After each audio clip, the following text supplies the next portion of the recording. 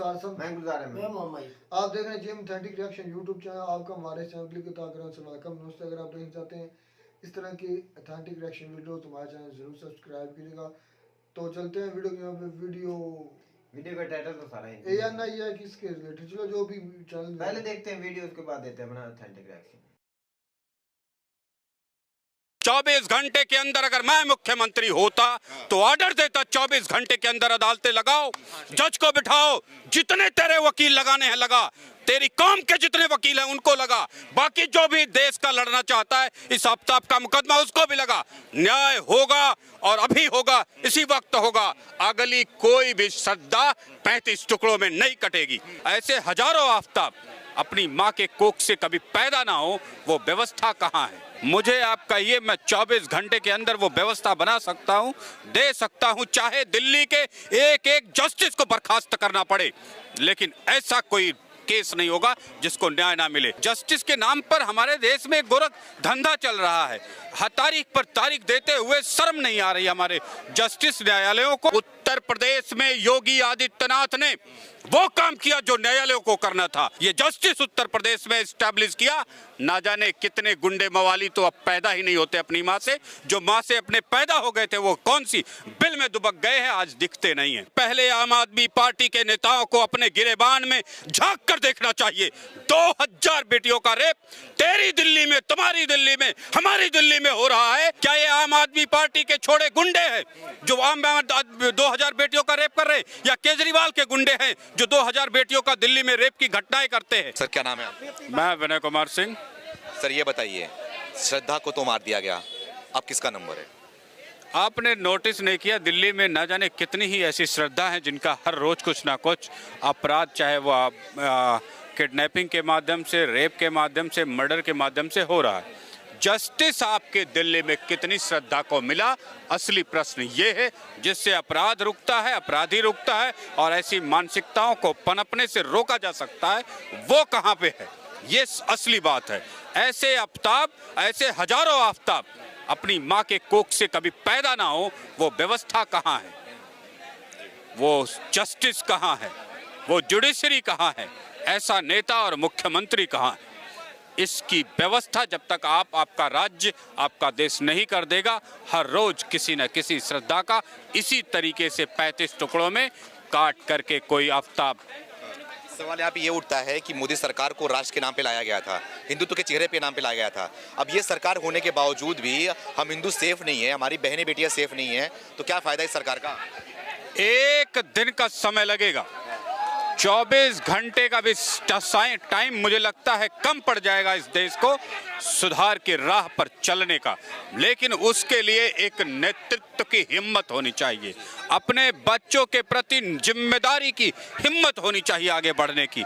मुझे आप कहिए, मैं 24 घंटे के अंदर वो व्यवस्था बना सकता हूँ, दे सकता हूँ, चाहे दिल्ली के एक एक जस्टिस को बर्खास्त करना पड़े, लेकिन ऐसा कोई केस नहीं होगा जिसको न्याय ना मिले। हमारे जस्टिस रोटियां सेक रहे हैं। जस्टिस के नाम पर हमारे देश में गोरख धंधा चल रहा है। हर तारीख पर तारीख देते हुए शर्म नहीं आ रही हमारे जस्टिस न्यायालयों को। और उससे भी बड़े जिम्मेदार तो हमारे राजनेता हैं जो ऐसी अदालतों से अपना देश चला रहे हैं। ऐसे नेताओं को मैं कहूँगा, चुल्लू पर पानी में डूब मरो। जहां तुम्हारी अदालतों के साथ बैठा हुआ बगल का पेशकार अगली तारीख की रिश्वत लेता है, ऐसी अदालतों में जस्टिस कहां से होगा? ऐसी अदालतों में न्याय कहां स्थापित होगा? ऐसी अदालतों से अगर न्याय दे भी दिया तो भरोसा किस आम आदमी को होगा? ये बड़ा प्रश्न है। ऐसा ही वाकया आप पूरी दुनिया में देखते हैं। जिस दुनिया में न्याय फिट है, तंदुरुस्त है, स्वस्थ है, त्वरित है, वहां पर ऐसी घटनाएं कभी कभार होती हैं। लेकिन जहां पर जुडिशरी मरी हुई, सड़ी हुई, अपने मान सम्मान, अपनी कर्तव्य निष्ठा, अपनी जिम्मेदारियों और अपनी कार्य निष्ठा से गिर चुकी है, नालायक बन चुकी है, बेशर्म बन चुकी है, वहां इसी तरीके के आफ्ताब पैदा होते हैं और इसी तरीके की श्रद्धा जैसी बेटियां काटी जाती है 35 टुकड़ों में। ये जिम्मेदारी है दिल्ली के न्यायाधीशों की, ये जिम्मेदारी है दिल्ली के अदालतों की, ये जिम्मेदारी है दिल्ली के सांसदों और विधायकों की, ये जिम्मेदारी है दिल्ली के मुख्यमंत्री की कि उसने ऐसे केसेस पर क्या किया है। दिल्ली राज्य में सीआईडी की रिपोर्ट आप देखें, दिल्ली की पुलिस की वेबसाइट पर एक साल में 2000 बेटियों का रेप होता है। किसी ने सुना, कुछ बोला हो? आपके मुख्यमंत्री ने, आपके सांसद ने, आपके विधायक ने? ऐसे दिल्ली के नामर्द विधायकों सांसदों से कहूंगा जहां 2000 बेटियों का रेप होता और तुम कान में तेल डाल के सो रहे हो, चुल्लू भर पानी में डूब करके मर जाने की जरूरत है। ऐसे मुख्यमंत्री को जहां 3700 बेटियों का किडनैपिंग और 2-2000 बेटियों का रेप, 6-6 हजार महिलाओं के, माताओं के गले की चेन खींच ली जाती हो, चुल्लू भर पानी में डूब करके मर जाने की आवश्यकता है। एक दिन में जस्टिस को ठीक किया जा सकता है। जुडिशरी में यदि, मैं कहता हूं, दिल्ली के एक एक न्यायाधीश को बर्खास्त करके व्यवस्था बनानी पड़े तो व्यवस्था बनानी चाहिए और न्याय स्टैब्लिश करना चाहिए, क्योंकि जब तक हमारे राज्य में, हमारे देश में, हमारे किसी भी जिले में न्याय स्टैब्लिश आप नहीं करेंगे, रुकेगा कैसे? आप मुझे बताइए कि इस आफ्ताब को क्या मैं मार सकता हूं? इस आफ्ताब को क्या मैं सजा दे सकता हूं? जब मैं मार नहीं सकता, सजा नहीं दे सकता, उस बेटी को न्याय देने का एक आम आदमी के पास, पब्लिक के पास व्यवस्था ही नहीं है, तो न्याय देगा कौन? अपराध रोकेगा कौन? इन्हीं अदालतों के न्याय से अपराध रुकता है। एक एग्जाम्पल बहुत बढ़िया और सटीक है। उत्तर प्रदेश में योगी आदित्यनाथ ने वो काम किया जो न्यायालयों को करना था। गैर जिम्मेदार बैठे न्यायालयों को जो काम करना था, जो जुडिशरी का काम था, जो दुर्दांत हो चुके आतंकवादी जैसे गुंडे मवालियों को शांत करने का काम न्यायालयों का था। पर न्यायालय क्या किए? कान में तेल डाल के सिर्फ तारीख पर तारीख बांटते रहे, चाहे वो मुख्तार अंसारी रहे, चाहे अतीक अंसारी रहे, चाहे वो कोई भी रहा हो, XYZ, सबकी सिर्फ तारीख पर तारीख मिलती रही, जस्टिस नहीं मिला। जिस दिन योगी आदित्यनाथ ने अपनी सूझबूझ से ये जस्टिस उत्तर प्रदेश में स्टैब्लिश किया, ना जाने कितने गुंडे मवाली तो अब पैदा ही नहीं होते अपनी माँ से। जो माँ से अपने पैदा हो गए थे वो कौन सी बिल में दुबक गए हैं, आज दिखते नहीं है। ये है जस्टिस का प्रभाव। लेकिन आम आदमी पार्टी कह रही, बोलिए क्या कह रहे हैं? आम आदमी पार्टी बोल रही है कि जो आफ्ताब है वो शहजाद पुणे वाले का रिश्तेदार है, क्योंकि उसका भी सरनेम पुणे वाला है और वो मुसलमान नहीं है। ये बेहूदगी भरी बातें करने से पहले आम आदमी पार्टी के नेताओं को अपने गिरेबान में झांक कर देखना चाहिए। 2000 बेटियों का रेप तेरी दिल्ली में, तुम्हारी दिल्ली में, हमारी दिल्ली में हो रहा है और तुम कहते हो ये आफ्ताब पूना वाला टाइटल से पूना वाले का रिश्तेदार बनता है। तो तुम्हारा रिश्तेदार क्या, ये 2000 रेपिस्ट हैं दिल्ली में जो हर साल बेटियों का रेप करते हैं? क्या ये आम आदमी पार्टी के छोड़े गुंडे हैं जो 2000 बेटियों का रेप कर रहे हैं, या केजरीवाल के गुंडे हैं जो 2000 बेटियों का दिल्ली में रेप की घटनाएं करते हैं? ये कौन लोग हैं? ये किसी के भी लोग हों, यदि जुडिशरी सही हो और सही करने का हिम्मत, मादा शक्ति, जिगरा हो तो 24 घंटे नहीं लगेंगे ऐसे आफ्ताब को मरने से, और ऐसे आफ्ताब अपनी माँ के पेट से पैदा होने से भी रोके जा सकते हैं। आप समझ क्या रहे? ये सारी की सारी घटनाएं सिर्फ और सिर्फ हमारे न्यायालयों में बैठे निर्लज्ज कार्यशैली अपनाए हुए जजों की वजह से, निर्लज्ज कार्यशैली, गैर जिम्मेदारी, बेहूदगी भरी कार्यशैली वाली अदालतों की वजह से है। अन्यथा किसी की मां ने इतना दूध नहीं पिया है कि सड़क पे चलते किसी मां की चैन खींच ले। किसी की मां ने इतना दूध नहीं पिया है, चाहे वो अरविंद केजरीवाल का आदमी हो, चाहे वो बीजेपी का आदमी हो, चाहे वो कांग्रेस का आदमी हो, किसी की मां ने इतना दूध नहीं पिया है। लेकिन जुडिशरी सही से काम ना कर सके, जुडिशरी में सही से निर्णय ना हो सके, जुडिशरी जस्टिस के नाम पर सिर्फ ढोंग रचती रहे, न्यायालय अपना काम ढंग से नहीं करेगा, तो उसी का परिणाम है कि जो अपराध 81,000 होते थे 2013-14 में, आज 4,38,000 को भी पार कर चुके हैं एक साल में। क्यों? हमारे जुडिशरी काम नहीं कर रही है और जज हमारे रिटायर होने के बाद लंबे लंबे भाषण देते हैं। मुझे मेरे चाचा ने बताया एक छोटी सी बात, मैं बहुत छोटा था तब, कि अगली तारीख की रिश्वत देनी पड़ती है पेशकार को। ये पेशकार बैठता कहाँ है? 2 हाथ की दूरी पर जज की सटी टेबल पर, जहां जज भी होता है, अदालत भी होती है, एक मुजरिम भी होता है, एक बेगुनाह व्यक्ति उसका मुकदमा भी लड़ रहा होता है, और क्वालिफाइड कानून के हर पहलू के नॉलेज रखने वाले मक्कार, गैर जिम्मेदार, बुजदिल, निर्लज्ज वकील भी होते हैं जिनको ये बात पता होती है कि उनका पेशकार रिश्वत लेता है, उनके जज के सामने रिश्वत लेता है। ऐसी अदालतें भारत में चलती है। ऐसी अदालतों से आप न्याय स्टैब्लिश करेंगे, ऐसी अदालतों से आफ्ताब आप कंट्रोल करेंगे कि इससे होने वाला कुछ नहीं है। इससे सिर्फ अपराध बढ़ता है, घोटाले बढ़ते हैं, हिंसा बढ़ती है, रेप की घटनाएं बढ़ रही हैं, स्नैचिंग बढ़ रही। मैं पूछना चाहता हूं आफ्ताब कैसे कंट्रोल होगा फिर? आफ्ताब को कंट्रोल करने की जरूरत, बहुत बड़ी कोई शक्ति लगाने की जरूरत नहीं है। 24 घंटे के अंदर अगर मैं मुख्यमंत्री होता तो ऑर्डर देता, 24 घंटे के अंदर अदालतें लगाओ, जज को बिठाओ, जितने तेरे वकील लगाने हैं लगा, तेरी कौम के जितने वकील हैं उनको लगा, बाकी जो भी देश का लड़ना चाहता है इस आफ्ताब का मुकदमा उसको भी लगा। न्याय होगा और अभी होगा, इसी वक्त होगा। अगली कोई भी श्रद्धा 35 टुकड़ों में नहीं कटेगी। क्या ये बस जस्ट क्राइम था या फिर लव जिहाद था आपके हिसाब से? देखिए, दो चीजें हैं। लव जिहाद छोटी छोटी घटनाओं के बढ़ने का एक सिलसिला है। जस्टिस स्टैब्लिश करिए, ना कोई हिंदू ना कोई मुसलमान इस तरीके का क्राइम करने की सोच सकता है, ना सोच पैदा हो सकती है। मैंने कहा ना कि जस्टिस स्टैब्लिश कर दीजिए। आफ्ताब हो या ये जिहाद का फार्मूला हो, अपनी माँ की कोख में ही दम तोड़ देगा। ये है जस्टिस का परिणाम। और जस्टिस नहीं करेंगे तो आफ्ताब जैसा कोई हिंदू भी कर सकता है, मुसलमान भी कर सकता है, सिख भी कर सकता है, ईसाई भी कर सकता है, कोई भी कर सकता है। This is the total failure of our justice. Justice की फेल्योर, अदालतों के फेल्योर के जिम्मेदार ये नालायक राजनेता है। ये दिल्ली के नालायक या देश के नालायक राजनेता हैं। अगर इनके अंदर इच्छा शक्ति होती, राष्ट्र के प्रति जिम्मेदारी होती, राष्ट्र के विकास के प्रति जिम्मेदारी होती, राष्ट्र के उन्नति, मान सम्मान और बेटियों के मान सम्मान के प्रति जिम्मेदारी होती तो भाई मैं सबसे सवाल पहले उठाना चाहूंगा कि मेरे तो बात में याकूब भाई बहुत वो एक कोई लीडर ही होगा जो ऐसे इंटरव्यू दे रहा है। नहीं, ये आम बंदा है, लीडर नहीं, लीडर है कोई, मैं क्या ऐसे नहीं बोल सकते। तो जो मुझे जो लगा है ना कि एक किसी बेटी का हिंदू का किसी मुसलमान ने रेप किया है, उसके बाद उसने मर्डर कर दिया है। भाई ये कैसे साबित हुआ है? वो बोल रहे हैं ना, साबित उन्होंने खुल के यार बताया। मुद्दा ये है, मुद्दा ये है कि जो एक आसाम लड़का है ना लगाए, आप सिर्फ बात करें ना। बात ये है, मैं अगर तू ऐसे गर्म हो जाता, मेरी बात नहीं समझे क्या? वीडियो में आपने देखा है। अच्छा, ये बताया है कि ये कोई मुसलमान है, उसने एक हिंदू लड़की के साथ रेप किया है। भाई आफ्ताब क्या है? आफ्ताब नाम क्या है? मुसलमान है क्या है? और मेरा भाई कुछ भी इल्जाम नहीं, उन्होंने बोला है जो कुछ उतने भी कुछ हुआ है, इतना कुछ हुआ है, बस आगे तो कुछ बताया ही नहीं उन्होंने। भाई तू बात सीधी कर रहा है जितनी है, तू खुद से बोल रहा है कि वो एक मुसलमान है, आफ्ताब उसका नाम है, उसने रेप कर दी है।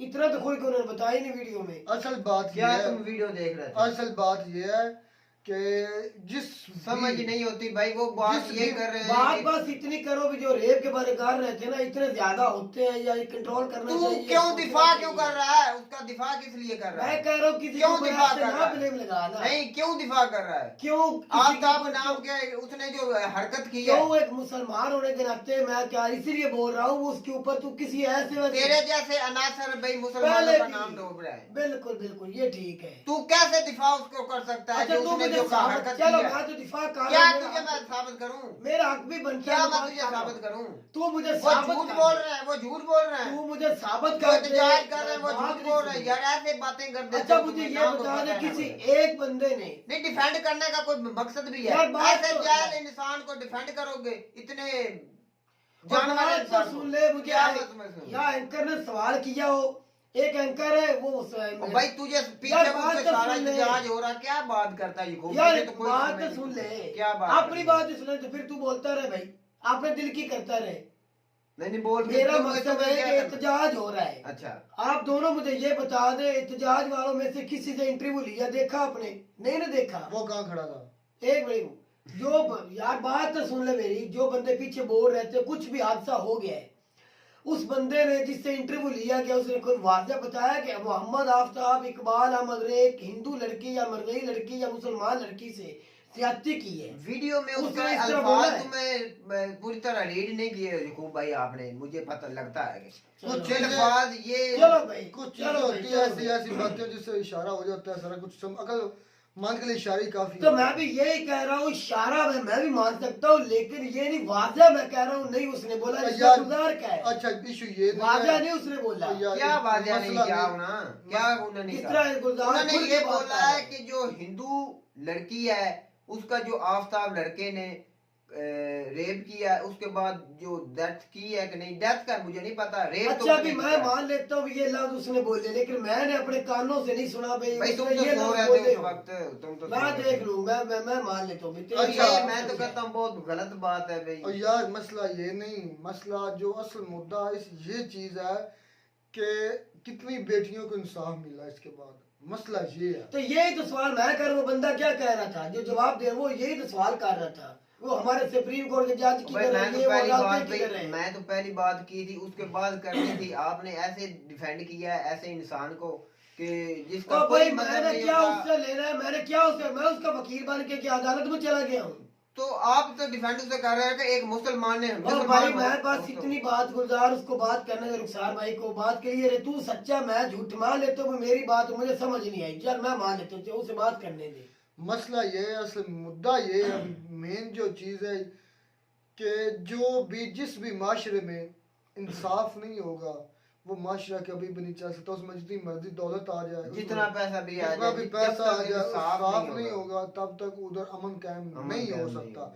इंसाफ और अमन दोनों एक दूसरे के पहलू में बैठे हैं। अगर इंसाफ होगा तो समझे अमन भी होगा, अगर अमन होगा तो सारी बात है वो इंसाफ के थ्रू ही आया हुआ है। तो अगर आपको इस धरती पर, इस मुल्क पर, इंडिया हो, पाकिस्तान हो, कोई भी दुनिया का कोना है, उस पर इंसाफ कायम करना होगा तभी अमन आएगा। और ये जो दरिंदगी है ना पाकिस्तान में, खा चाहे इंडिया है, पाकिस्तान है, कोई भी मुल्क है, जो भी इस तरह का केस होता है वो काबिले समझ लें कि एक सबसे घटिया तरीन हरकत ये है। देखना कि हर चीज़ जो है ना, इंसान को सोशल एनिमल कहा गया है। सोशल एनिमल मतलब कि एक माशरती एनिमल है, एनिमल ही, लेकिन मशर्ती होने की वजह से इंसान को शऊर की वजह से इंसान कहा गया है, उसके इल्म आगाही की वजह से इंसान कहा गया है, उसके जो रिश्तों की तमीज़ है उसकी वजह से उसको इंसान कहा गया है, और इसके जो इल्म की वजह से उसको इंसान कहा। तो जब इंसान अपने शऊर को इस्तेमाल ना करते हुए, इस्तेमाल नहीं करता, अपनी हदूद क्रॉस करता, तो फिर वो जानवर ही होता है। तो ये जो हरकत है, जिस तरह की ये एक केस आया है, वो किसी भी मज़हब से हो, किसी भी मसलक से, इससे फ़र्क नहीं पड़ता। फ़र्क ये पड़ता है कि वो क्या वो इंसान कहलाने के हकदार है। मैं समझता हूँ वो इंसान कहलाने के हकदार ही नहीं है, वो इंसान की जो है ना, भाई वो जानवर भी नहीं कहलाने के लायक, पता नहीं वो एक, मैं तो उसको ऐसे अल्फाज जो हरकतें करते हैं, मैं ये रुखसार भाई है बात ये करना चाहता हूँ कि जो किसी लड़की के साथ बुरा करता है उसको शर्मनाक इतनी सख्त सजा मिलनी चाहिए कि वो नसीहत बने पीछे, ऐसी हरकत कोई भी ना करे। मैं तो इसको कितना को सजा भाई- मिली पाकिस्तान में? मेरी बात सुनो, एक दो को तुम चौक पर लटका कर गोली मारो, सिर्फ मर्दों को सिर्फ मर्दों को, क्यों? औरतें बंदों को उकसाती हैं, यार, फिर लड़कियां भी लोगों को controversial आप उकसाती हैं, बात वो करें क्या तुम होता है? गलत बात लेकर आते नहीं हो। गलत नहीं, एक मेरी मर्द बात की सुनो, ना बात करो, मेरी तो बात मेरी सुनो। बात सुन ले। मैं औरत भी एक इतनी बात जिम्मेदार करता है। हूँ, किसी एक इज्जतदार औरत को जाती हुई को पकड़ कर कोई बुरा काम करे, मैं उस आदमी को बात करता हूँ। वो तो एक दूसरे की एक रजामंदी के औरत साथ, एक मर्द को घर में जाकर भाई खुद पैसे एक- देकर भी कर ले तो फिर आप एक लड़की की एक और लड़के की अटैचमेंट मेरा भाई आप इसको ये कोई बोलो भी ना, नहीं रोक सकता। जो यार, औरत मेरी 2 बात नंबर है सुनो। उसकी वो 2 नंबरी यार, बात यार, ये बात है, कर- वो बात भी अच्छी सुन, गई। बात सुन, मैं समझ बात नहीं सुन ले, सकती। तू नहीं समझेगा, बात आप एक ना, साल की बात करता है। भाई गुजार फिर मर्द ही और बुरे नहीं सुन होते, ले, औरतें सुन भी ले, बुरी और सुन होती ले, हैं। बस करो। ये मैं भाई गुजार से ये भी रिक्वेस्ट करूंगा, इस तरह की वीडियो भी सिलेक्ट ना करें बिल्कुल। जिसमें या किसी की इज्जत इज्जत हो या मजरूह शराब होती या हो, कोई से भाई है। इतना- किसी का मजहब मैं इतना मजरूह मेरे तो होता बात सुने, क्या मजहब का इतना, मैं यार- इसको ऐसी सोच को भाई आप कैसे डिफेंड, मैं तो यूकूब से हैरान हूँ कि वो क्यों डिफेंड कर रहा है। और भाई मैं डिफेंड नहीं कर रहा, तू समझ नहीं रहा चाहता यार, मैं कहता मैं- हूँ तू मर्द का ये बयान कर रहा बहुत है, एक बंदे बड़ा की बात कर मसला रहा है है। हमारे इस माशरे में, ये एक नसूर बन चुका और है। ये यार- जो एक बुरी हालत आदमी करते हैं ना, एक नसूल बन चुका है पाकिस्तान तेरे में। कहने या या मेरे कहने से या दुनिया में किसी के कहने से कोई ये बात रुकने वाली नहीं है। लिख ले ये बात, ना औरत मर्द को बुराई से रोकेगी, ना मर्द औरत को रोकेगी, ये दोनों मिलके होता है भाई। जब दो दिल मिलते हैं उस वक्त ये बुराई की जो होती मेरा भाई। वैसे कोई और तू यार- रास्ते चलते हुए अच्छा, किसी औरत को छेड़ के दिखा, तेरा मुंह साल तोड़ की- देगी मेरी वो तो औरत। बात सुने, 5 साल की लड़की किसी के साथ हमारे पाकिस्तान में ये वाक़े हुए हैं, क्या वो 5 साल की लड़की की मर्जी से रज़ा- बात- मैं रज़ामंदी से बच्ची हुआ की है? बात नहीं कर रहा, मैं बड़े की बात कर तो रहा मैं हूँ। उस और यार रेप जानवर की बात करता हूँ ना, बच्चे के साथ करेगा मैं उन क्या? जानवरों की बात बच्ची करता हूँ बहुत जो ज्यादती है। नजायज करते हैं। और ये आप तो तुम बात समझ को रहे ऐसे लेके और चले यार जाते भाई हो। गुजार, रेप होते ही वो है जो औरत की मर्जी के खिलाफ हो। खिलाफ हो, वो ही रेप होता है। दूसरी को तो वो तो रजामंदी हो, वो जैसे अच्छा जो रजामंदी तो वो गुनाह में नहीं आता। और यार वो तो मुझे इतना बता दे, दोनों बता दो, क्या जो रजामंदी होती है वो गुनाह में नहीं आती? फिर जो ज्यादती कहेगी है ना, जिसको हम रेप बोल रहे हैं वो भी गुनाह है, जो रजामंदी से होता है वो भी गुनाह है। भाई ये मुकम्मल तो ये होना चाहिए कि ये होना हम ही नहीं एक सवाल चाहिए। को पूरे नहीं कर रहे थे, हाँ। उन्होंने एक और बीच में से छोड़ दिया बिल्कुल कि छोड़ दिए। आप ये आपने- कह सकते हैं जो ये वीडियो में दिखाया गया, ये बताया गया, बिल्कुल अच्छा नहीं हुआ। हम इसको अच्छा नहीं समझ सकते, ना समझेंगे। इसे रोकना चाहिए। और इंडिया के अंदर ये भाई हम वाक़यात तो पाकिस्तान में भी हुए हैं, इंडिया में भी हो रहे हैं, इनको रोकना चाहिए। अदालतों को इंसाफ देना चाहिए और इसके ऊपर सख्त कोई कानून होना चाहिए, ऐसी बात करनी चाहिए। और तो एक और सवाल मैं उठाऊंगा कि जो पाकिस्तान में ऐसा बोला जाता है, मेजर साहब बोलते हैं कि अवाम जो है वो फौज पर गाली निकाल रही हैं, तो यही बात है कि आपके लीडर भी हैं, वो भी इंसाफ और नहीं यार मिलता, हर वो भी मुल्क अदालतों में का ना- वो बोल रहे हैं। मैं शायद आपको मेरे अल्फाज नहीं समझ आते। ये मैं भी एक हर सवालिया निशान मैं है। हर वीडियो में कहता हूँ कोई भी चीज 100% नहीं है। जब 100% हो जाएगा ना तो फिर समझ ले कि वो तो एक खुल के हो गया ना, सामने आ एक गया। मुल्क पूरी दुनिया में शांति या अमन हो जाएगा। तो अभी तक कोई भी मुल्क अभी तक कोई भी 100% के करीब भी नहीं है। दावे तो सब करते हैं। दावे हैं, लेकिन हर माशरे, हर मुल्क, हर जो समझ ले कि माशरे में अच्छे बुरे लोग हैं, उसकी वजह से जो अच्छे हैं उनको सबको ब्लेम नहीं करना चाहिए, बिल्कुल। लेकिन उन जो अच्छे कर रहे हैं उनको अच्छा समझना चाहिए और उनको प्रमोट करना चाहिए। मकसद ये है कि जो इस तरह काम है उनको कंडेम करना चाहिए उनको और सजा- उनको सजा होनी चाहिए। रवेंश उनकी होनी बिल्कुल, चाहिए ताकि पीछे और कोई ना और करे। इस तरह का नाम मकसद ये है। असल बात तो मकसद इतनी ये है बस। तो उम्मीद करते हैं आपको हमारी वीडियो अच्छी लगी होगी। अगर वीडियो अच्छी लगी हो तो हमारे चैनल को जरूर सब्सक्राइब करिए। मिलते नहीं के साथ, तब तक दीजिए इजाजत। अल्लाह अल्लाह हाफ़िज़।